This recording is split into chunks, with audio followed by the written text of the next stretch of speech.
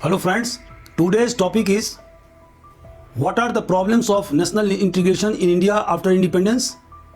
What measures governments adopted to solve it? My lesson plan includes why it is in the news, what is national integration and the difference between assimilation and national integration, what were the problems confronting national integration after independence, what measures adopted by the government to solve those problems, and finally conclusion. Friends, as you know that the union government imposed president rule on 13th February 2025 on Manipur after the Chief Minister N. Biren Singh resigned from his post. The state has been witnessing the intense clashes between two dominant communities of Manipur, that is Meitei and Jo Kuki. There has been more than 250 deaths on either side and more than 6,000 people have been displaced. In the last 2 years, the government extended Armed Forces a Special Power Act for the next 6 months. So it is necessary for Manipur to achieve long-lasting peace. The displaced people are living in inadequate conditions. Friends, now the question is why violence erupted?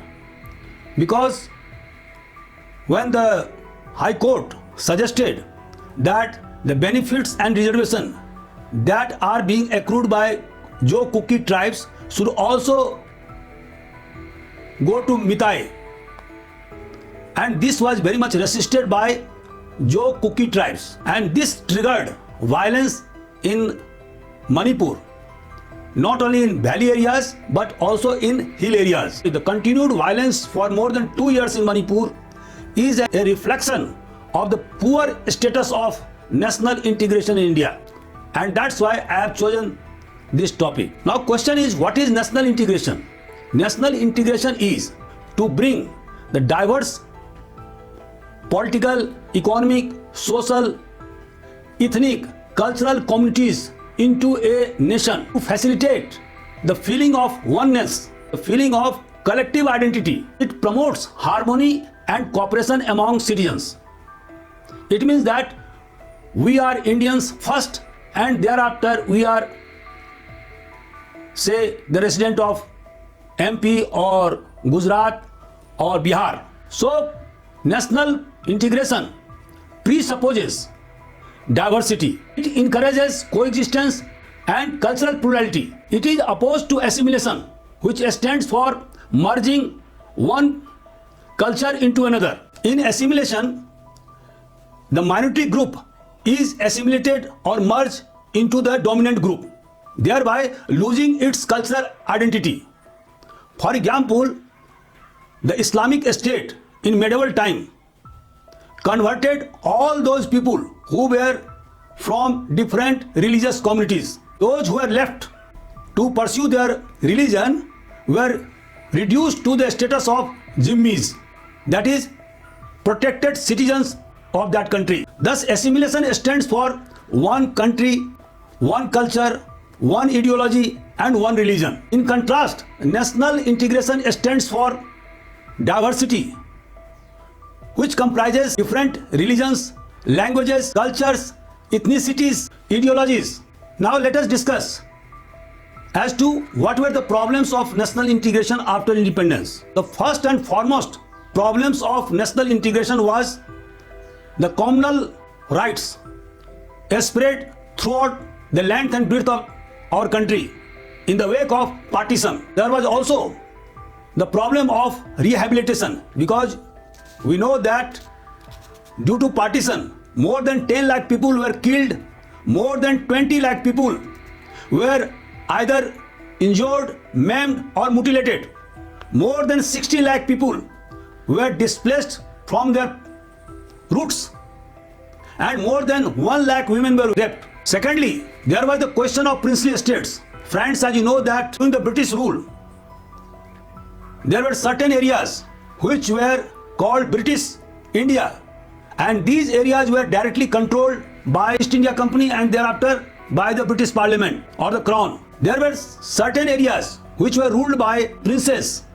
So the native state controlled around 40% lands of India and having 27% of its population, while the British India controlled directly the administration of 60% lands of India and having more than 70% of its population. When British quit India, the princely estates were given the choice.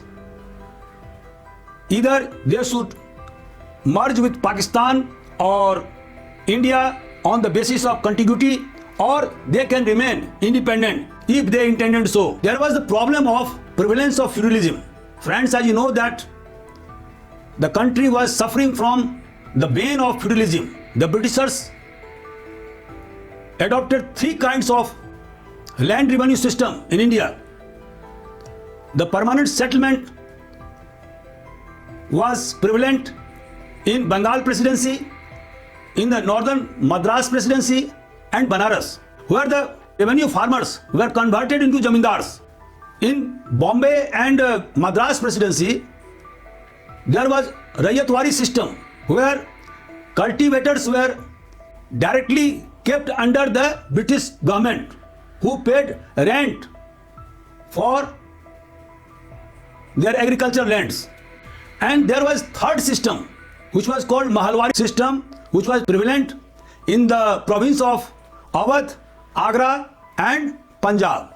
But the common feature of all these revenue system was that farmers were imposed more than 60% of their produce as rent. So they were reeling under dissatisfaction. Moreover, more than 70% of agricultural land passed into the hands of zamindars, merchants, traders, contractors and big bureaucrats. Again, there was a question of reorganization of administration, because friends, you know that because of partition on religious lines, the bureaucracy was also partitioned on religious lines. There was demand of the creation of provinces on the basis of languages. Sporadic violence occurred in different parts of our country on the basis of languages. Friends, as you know that the first sitting of Constituent Assembly took place on 9th December 1946 in the undivided India.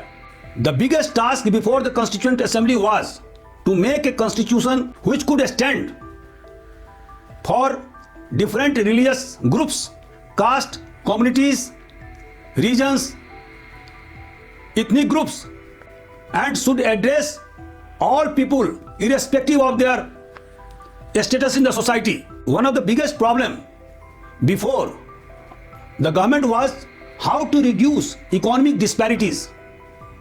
Friends, as you know that about 94% of our population were suffering from starvation. Maximum wealth were enjoyed by 5 to 6%, and these wealthy peoples were Maharaja, Rajas, Zamindars, Talukadars, big bureaucrats, government officials. Again, the biggest problem staring in the face of average Indians was the starvation on account of food scarcity. And this food scarcity became very much acute on account of partition of India.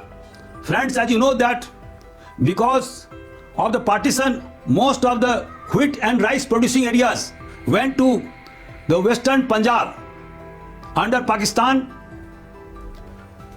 The jute producing areas went to eastern Pakistan, now called Bangladesh. Cotton producing areas went to western Punjab. One of the biggest problems India faced after independence was the secessionist forces active in northeastern region. They were bent upon seceding from India. Secondly, communists were very much active in Telangana, and they were indulging in violence, taking lands forcibly from zamindars and big farmers and distributing among workers. And so there was a political stability in our country. There was low agricultural and industrial growth.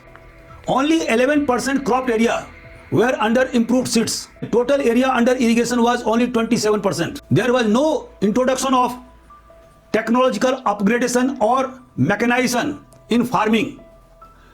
Farmers were using the primitive tools. So the Indian agriculture was a subsistence one. Between 1901 to 1940, there was a decrease of agricultural production by 14%. Industrial development during the British rule was stunted and paltry. The industrial production constituted only 7.5% of the national income. India had to depend almost upon the machines from foreign countries. So there was inadequate growth of capital intensive industries. For want of industrial growth, most of the artisans and handicraft men crowded into agriculture, and thus on the eve of our independence, more than 82% of our people were dependent upon agriculture. There was poor infrastructure, there was lack of connecting roads.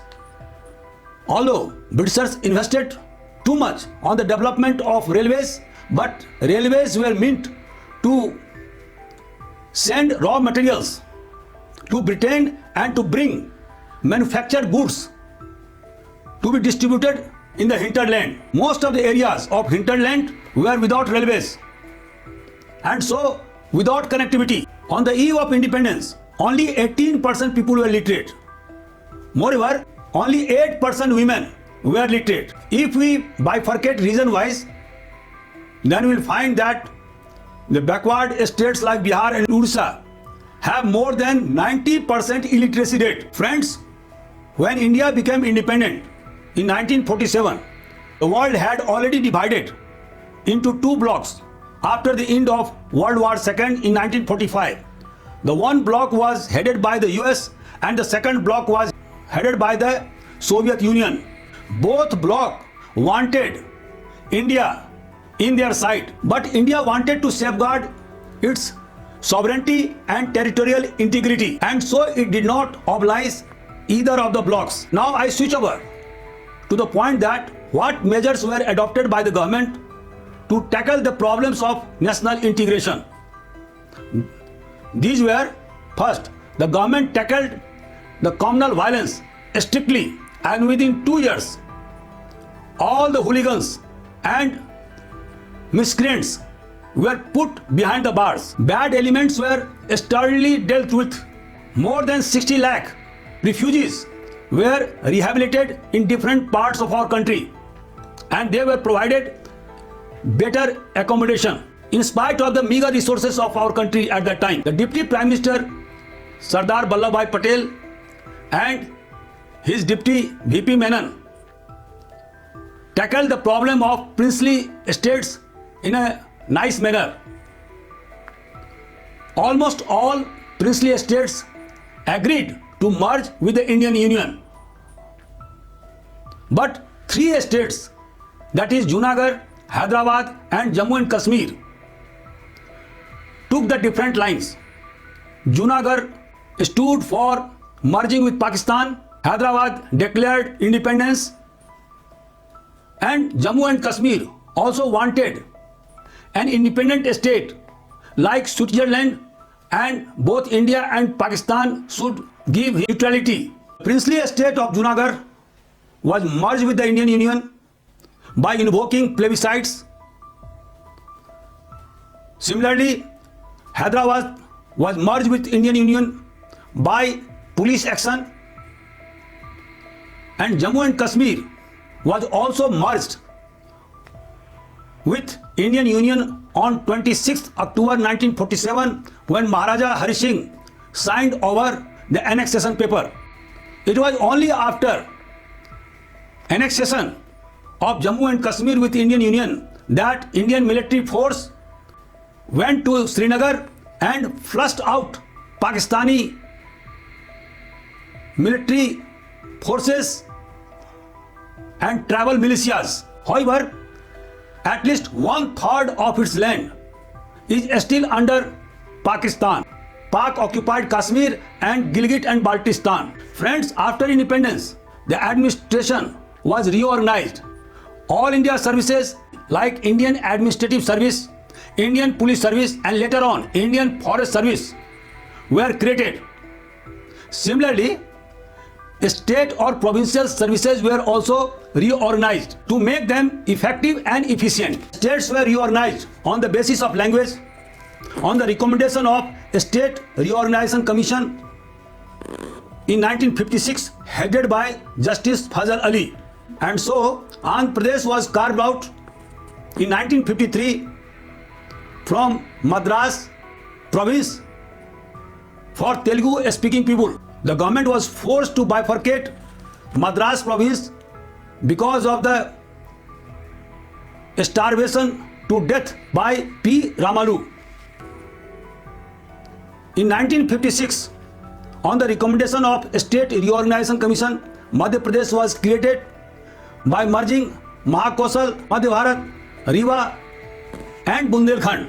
Bidar was ceded to Maharashtra, I mean Bombay province at that time, because most of the people of that area were Marathi speaking. In 1963, Nagaland was created to appease the belligerent Nagas and it was bifurcated from the province of Assam. In 1966, Punjab was bifurcated between Haryana and Punjab on the basis of language.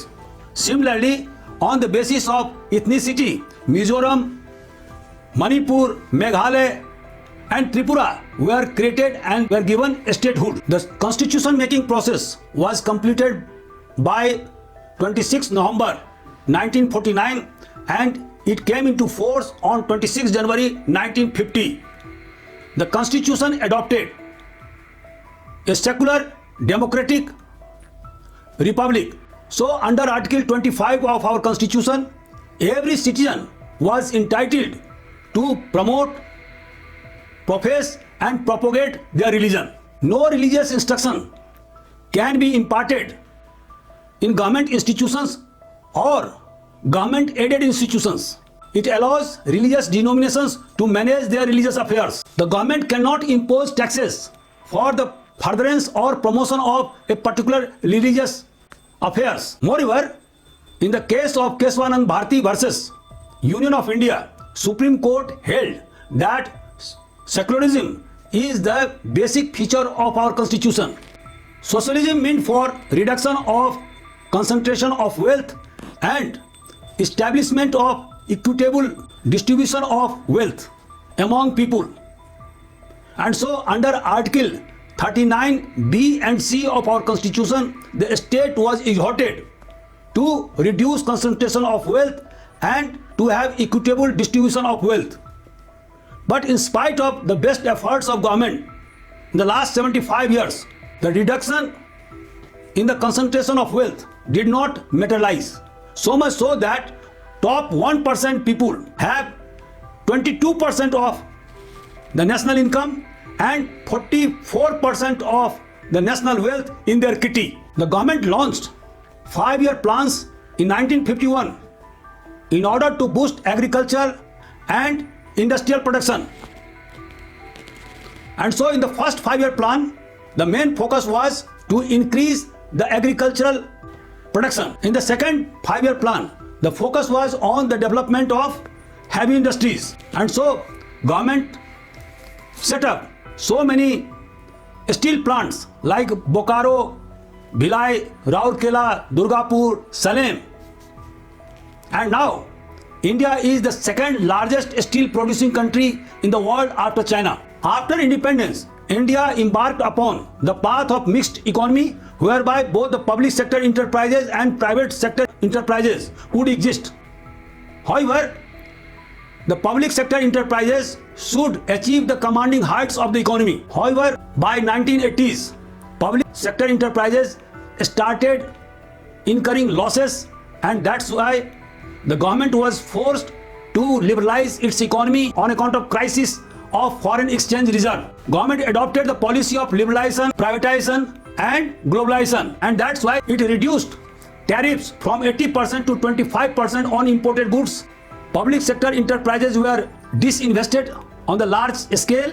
Indian economy was to be integrated with the global economy. All these efforts of the government led to the high growth in the economy. And now India is the third largest economy in terms of purchasing power parity and fifth largest economy in terms of nominal GDP. It is estimated by the IMF that by 2031, India is to achieve more than 6 trillion American dollar as GDP, and thus would be the third largest economy in nominal GDP terms also. In order to bridge the gap in social division, the government completely abolished untouchability under Article 17 of our Constitution. In 1955, the government enacted Civil Protection Act, whereby untouchability in any form was made a punishable offence. Again in 1989, SC and STs were empowered by way of Scheduled Caste and Scheduled Tribes Prevention of Atrocities Act 1989, whereby the act became very much stringent. There was no provision of anticipatory bail in that act. The quantum of punishment was also raised very much. It was due to this act that Mayawati became the chief minister of the largest state in India, that is UP, 4 times. Earlier, the Scheduled Caste and Scheduled Tribes were prevented from voting in the election, but on account of the stringent law of SC/ST Prevention Act, these vulnerable communities can vote any party they liked. Residential schools were opened to reduce the number of dropouts among the students of SC and STs. Scholarships were granted to students of these vulnerable communities. In order to bring them into the mainstream, Constitution provided 84 seats for SCs and 47 seats for STs in the Lok Sabha.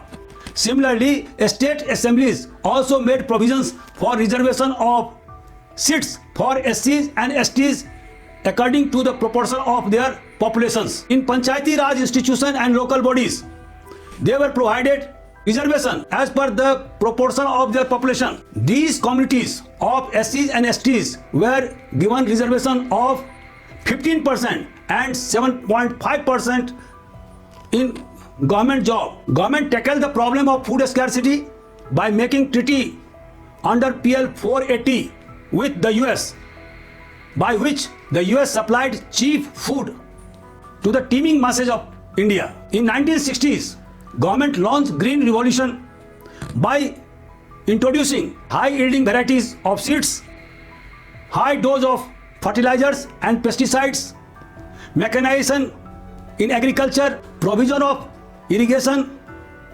market facilities, and finally the provision of minimum support price to farmers for their agricultural produce. These measures transformed India from a food importing country to food exporting one. By the mix of military force and peace talks, government would be able to control secessionist force in northeastern region. In Punjab, in Telangana, the communists agreed to participate in parliamentary election. They shunned violence. Similarly, the Prime Minister Rajiv Gandhi made Punjab accord with Akali Dal, thereby bringing peace in Punjab. Similarly, he made peace with Assamese students by making Assam Accord. In Mizoram, he made Mizo Accord with insurgent leader Lal Denga. Government launched National Literacy Mission in 1988 to achieve 75% literacy. In 2001, government started Sarv Shiksha Abhiyan. This means universalization of education. In 2009, the right to education became the fundamental right under Article 21A, whereby children between 6 to 14 age would get free education. In 2015, government launched Beti Bachao, Beti Padhao to increase the level of education among girl students. All these efforts led to the increase in the literacy rate in India, and according to NSO, In 2022, the literacy rate in India was 77.7% from 18.3% in 1951. Again, the gross enrollment rate achieved 95% in 2022. However, the regional disparity in the level of literacy also became very much visible. For example, Kerala has now 96% literacy rate, whereby Bihar lags at 60.3%. There is also a gender gap. While male literacy reached to 84%, the female literacy is at 70%. The biggest distressing fact is that still there is large scale dropouts among SC and ST students at secondary and higher secondary levels. Friends, as I have told you that when India got independence, the world was already divided into two camps, and so India, under the able leadership of Jawaharlal Nehru, adopted non-alignment. It means that India will neither align with the US or with the Soviet Union. It means that it will take independent stance in the world politics on the basis of merit of each and every case. The basis of India's foreign policy was Panchsheel, which comprised mutual respect for territorial integrity and sovereignty, non-aggression, non-interference in internal affairs, equality and mutual benefit, and finally, peaceful coexistence. India stands for multipolar world. Instead of aligning with one bloc, it supports multilateralism through the UN, WTO, BRICS, SCO, Shanghai Cooperation Organization, and Quad. India wants to become a dominant power in 21st century in the world. Friends, now I conclude. Primordial loyalties like caste-based social hierarchy, religious divisions, regional disparities, linguistic chauvinism, ethnic stripes, stiff competition among sects are important stumbling blocks for national integration in India. Friends, in spite of the best efforts of our government, caste system did not weaken. Although the vertical caste system weakened somewhat, the horizontal solidity of caste system further strengthened in the wake of electoral politics in India. Different plans and Niti Aayog failed to curb regional disparities, so much so that while southern and western states progressed fast, the northern and eastern states are lagging behind. The government has been successful to curb violence on account of language by making linguistic states, but there are certain pockets still in India which clamor for a separate state on the basis of languages. Moreover, southern states are dead against the imposition of Hindi. They are also against free language formula initiated by the government of India. Ethnic strife is also on the rise. An example I have cited you between Mitai and Kukki community. Similarly, there is a sporadic violence between Bodos and Assamese people. Stripes in border areas between Manipur and Assam, between Arunachal Pradesh and Assam, between Nagaland and Assam, between Manipur and Mizoram. All these are indicative of ethnic stripes in Northeast. Religious division between Hindus and Muslims are on the rise. Mob lynching of Muslims have become frequent occurrences. Political participation of Muslim communities are on the wane because of the rise of Hindutva ideology. Different sects have no love lost among them. For example, Shia, Sunni, Ahmadiyya, Barelvi, Devbandi, Bohras are jockeying for power and prestige within their religious denominations. Similarly, Vaishnavas, Shaivs, Shakt, Smarth and Nathpanthis are trying to get upper hand in power, wealth and prestige within Hindu religion. It is their imperative that secularism is strengthened and religious harmony is established among different communities. It is incumbent upon the government to reduce regional imbalances, to promote cultural tolerance and multilingualism among people. Awareness programs should be launched to combat fake news, propaganda, rumors, hate speech meant to divide the community. Stringent action should be taken against hooligans and anti-social elements who are bent upon perpetuating disinformation in the society. So friends, now I conclude my lecture. If you like my video, please share and subscribe and give me suggestion so that I can make better video in the next time.